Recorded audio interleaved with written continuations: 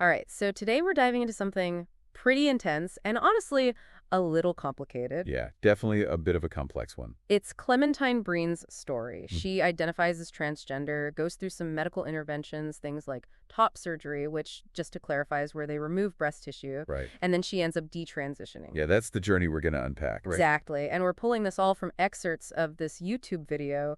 It's called When She Finally Realized She Wasn't Trans Clementine Breen, and it's on the Jordan B. Peterson channel. And I think what's so interesting about Clementine's story is how she talks about gender identity, but weaves in her experience with trauma and mental health challenges too.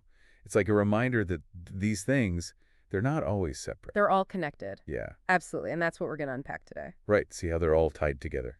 So we're going to go on this journey with her, starting with, that discomfort she felt with her body in the beginning, and then the big decision to go through with top surgery. And then this is what I find so interesting, that even after all that, she still didn't feel quite right. Yeah, you can't help but think, wow, Well, look at her experiences with therapy, what worked, what didn't, and then ultimately how she came to realize that her gender identity was really tied up with past trauma.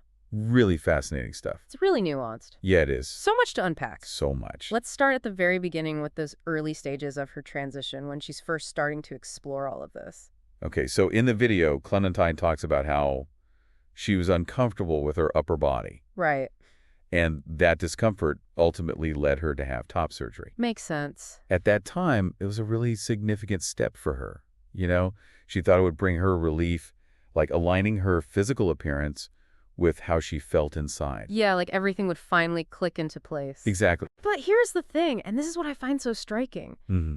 Even after this major surgery, that discomfort didn't disappear. Didn't magically vanish. No, it's like she says in the video, she had this thought looking back, like almost a realization that I didn't really need to do that because they were already somewhat deformed anyways. Interesting how she phrases that, deformed. Yeah, it's a strong word. It is. But it just shows you, even though the surgery addressed the physical part, it didn't touch those deeper underlying feelings of unease. You think about it, and it makes sense in a way, right? Because it's such a complex issue. Absolutely. And what's fascinating to me is that Clementine had really hoped this surgery would bring her this huge sense of relief. Yeah, like a fresh start. But when it didn't, she's left in this kind of in-between space. Like limbo, Yeah, she even says she felt done transitioning when it came to physical changes, but still felt off. but still felt unwell, unsure what the next step was. It's like how we understand our bodies and identities. It's just so much more than just the physical stuff. So much more. And think about this. All of this is happening when she's so young, between 14 and 15. Oh, wow. Yeah, that's such a critical age anyway. Like puberty and just figuring yourself out in general. And on top of all that, she's dealing with these huge questions about her identity and going through medical procedures. Like, that's a lot to handle. A lot. So at that point, she's had the surgery. She's still not feeling good. And then what does she do? She looks for more help, right? More support. She turns to therapy. Right. And this is where it gets super interesting because her experience with therapy early on is really telling. So important. Yeah, she talks about finding a second therapist when she was around 16 or 17, but what's key is she had already been seeing someone before that. Okay. And the way she describes that first therapist, it's, well, listen to this. She calls it surface level and says it wasn't actually addressing any issues. Wow. That's a pretty strong statement. What do you think made her feel that way about that first experience? Well, according to Clementine, the therapist just kept affirming that she was intrinsically male, like it was some kind of fact. Right. And they kept saying transitioning would solve all her problems. And that's the approach the therapist took. Yeah, but the problem was Clementine did physically transition, to a point at least, with the top surgery and starting testosterone, which is often used in male transitions. Right. She took those steps. But she didn't feel any better. Mm. And Clementine says when she told the therapist this, they just had no answers for me. Wow. And that really raises some questions, right? Yeah. Like, what are the limitations of an approach that's all about affirming a certain gender identity, but doesn't really dig into the underlying emotional or psychological stuff? It's almost like putting a Band-Aid on a much deeper wound. Exactly. And maybe that's a key takeaway here for our listeners. What is it? That simply affirming someone's declared identity without really looking into the potential root causes of their distress, it might not actually lead to any real lasting resolution. So it's about going deeper than just affirming someone's identity at face value. Exactly. Got it. So it sounds like that first therapy was very much focused on the gender identity itself and maybe not enough on other things that might have been going on. It seems that way.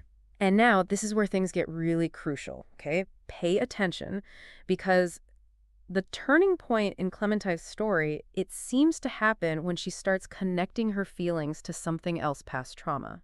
Okay, so Clementine begins opening up and realizing I needed to deal with a lot of the sexual trauma that I had. Wow. And she starts sharing this with her parents, which, that's a huge step.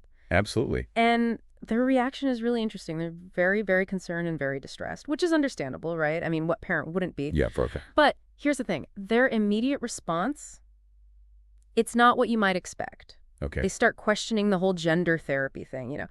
And they're adamant that she gets treatment that focuses specifically on the sexual trauma. Interesting. So their focus shifts immediately to the trauma? Yeah, and this offers a whole different perspective, right? Because instead of just zeroing in on gender, they're seeing this trauma as potentially the main driver of her distress. Like the root cause? Exactly, and it's a good point for our listeners to think about. Yeah, what is it?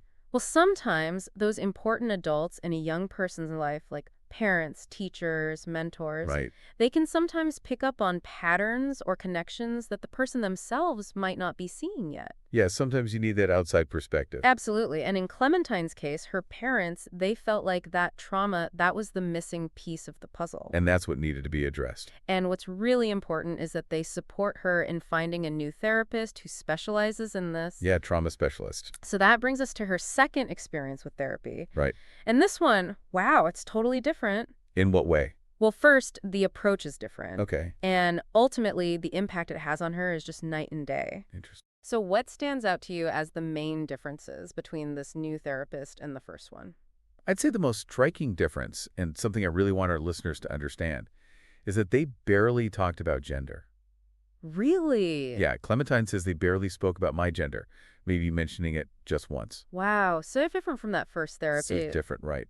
So what did they focus on instead? Primarily her childhood trauma and the sexual assault. So a complete shift in perspective. A total shift. Now they're looking at what might be at the root of her distress, moving away from gender as the main issue. This is huge, right? It is. Because it suggests that what someone might think is a problem with their gender identity could actually stem from something much deeper, like unhealed trauma. Exactly. And it makes you think that maybe therapy that focuses on that trauma could be more effective than therapy that just firms gender identity. It's like dealing with the cause, not just the symptom. Exactly. So tell me about this second therapist's background. What was their approach? So Clementine mentions that the therapist was a PhD psychologist, specializing in DBT, which is dialectical behavior therapy, Okay. and CBT, which is cognitive behavior therapy. Got it. Now, DBT, that focuses on skills like managing your emotions and tolerating distress, being able to handle tough emotions. Okay, makes sense. And then CBT, that helps you identify and change those negative thought patterns that can get stuck in your head. Oh, so it's a much more practical, skills-based approach. That's it. Very much about identifying and actually changing those unhelpful thoughts and developing coping skills to deal with tough emotions and situations that are often linked to the trauma. Okay, that makes a lot of sense. And Clementine also talks about some of the specific techniques they used in those sessions, right? Yes, and I think it's really helpful to understand those a bit. So break those down for us. How might those have been helpful for her in dealing with the trauma? Well, alongside DBT and general talk therapy, they use something called imaginal exposure therapy. Imaginal what? Imaginal exposure Okay, therapy. got it. This is a technique often used in trauma therapy. It's basically helping individuals slowly process those traumatic memories. How does it work? They kind of revisit them, but in a safe, controlled environment, within therapy. Okay, so it's not just reliving the trauma, it's structured and safe. Exactly. And that could be super helpful in reducing the intensity of the emotions tied to those memories. Wow, so it takes the power away from those memories. Exactly. That's so powerful. And it can also potentially help people fill in those gaps in memory, like Clementine described. Right. Like sometimes with trauma, there can be missing pieces. Yeah, your brain kind of blocks it out. And this therapy can help put those pieces back together, leading to a more complete understanding of the past.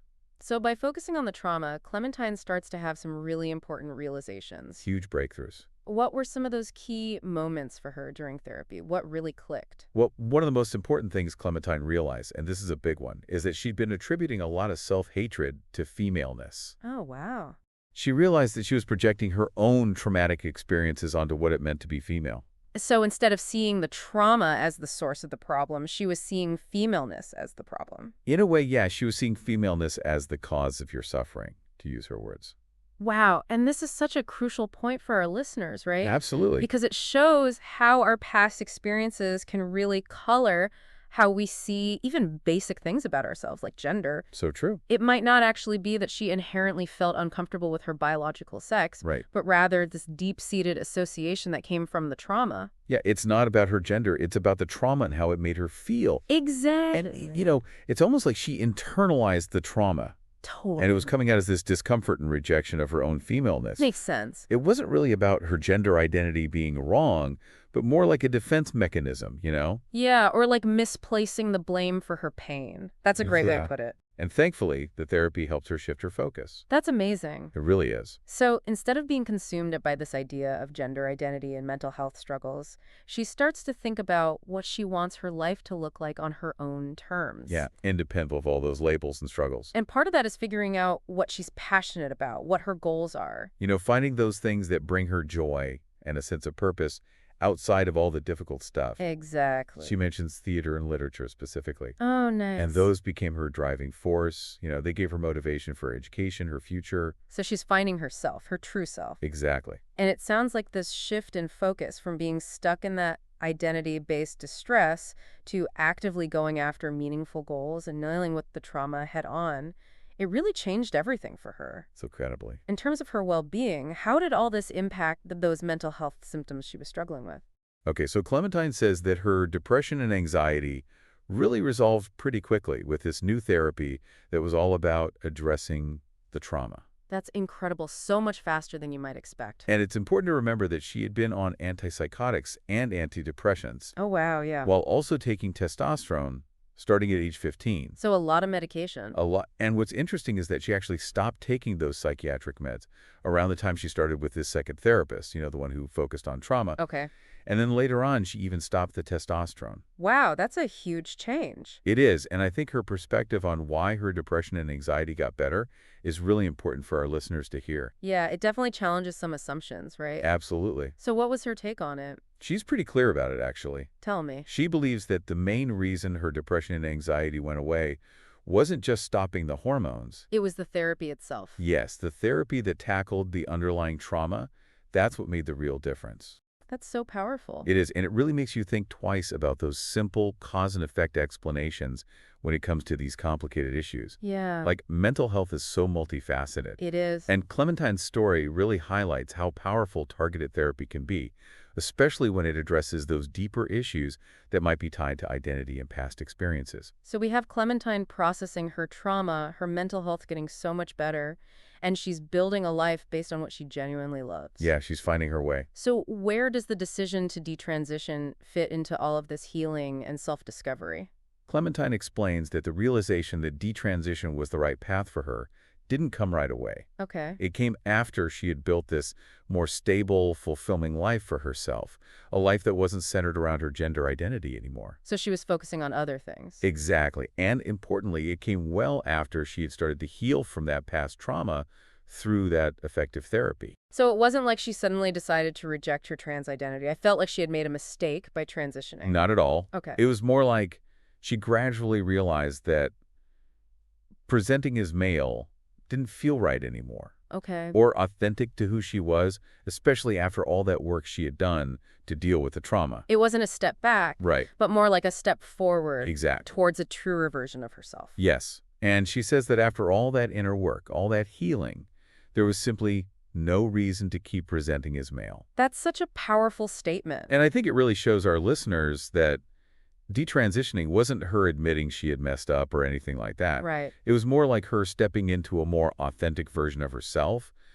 based on a much deeper, more nuanced understanding of who she is and what she's been through. It wasn't a simple decision. Not at all. As she says in the video, it was a complex realization that took time. It really does underscore for our listeners just how complicated identity is, Absolutely. and how those past experiences can have such a huge impact on how we see ourselves and our place in the world. They can shape everything. They really can. So looking back at Clementine's journey, what we see is this really intricate connection between her evolving understanding of gender identity, the huge and often unknowingly hidden impact of past trauma, and her path through different types of therapy and mental health care. It's a lot to unpack. It is, but it's so important. Yeah. What I think is so key for our listeners is that Clementine's story shows us that even though affirming someone's stated identity might seem helpful on the surface, it might not always get to the real root of the problem. Right. It might not address those deeper issues that are causing the distress. Exactly. And what Clementine shows us is that trauma-informed therapy, the kind that directly deals with those past experiences, that can be absolutely life-changing. Huge. It helps people gain a deeper, more genuine understanding of themselves. And I think what's especially insightful here is that by facing the root of her pain, that unhealed trauma, Clementine was able to reevaluate how she saw herself and her gender identity. And it led to her feeling more authentic, more at peace. Exactly. And ultimately, it helped resolve that discomfort she'd been carrying for so long. And on that note, here's something for our listeners to think about after our deep dive today. What is it? How much do our past experiences, even the ones we've buried deep down, really shape our understanding of ourselves and the world around us? That's a big question. It is. And here's another one. What if we actively deal with those experiences, even if they don't seem directly related to what we're struggling with right now? Like, what if we unpack that stuff? Exactly, because you never know, it might open up these unexpected, more fulfilling paths of self-discovery. You might find a whole new side of yourself. And those paths, they might take us way beyond the initial ways we've defined ourselves. Beyond those labels. Exactly. And Clementine's story, it really makes you think about that crucial difference between just treating the symptoms Yeah. and actually understanding and addressing the root causes. It's about going deeper. Absolutely. And thanks for joining us for this deep dive. Yeah. Thanks for listening, everyone. We'll see you next time. See you then.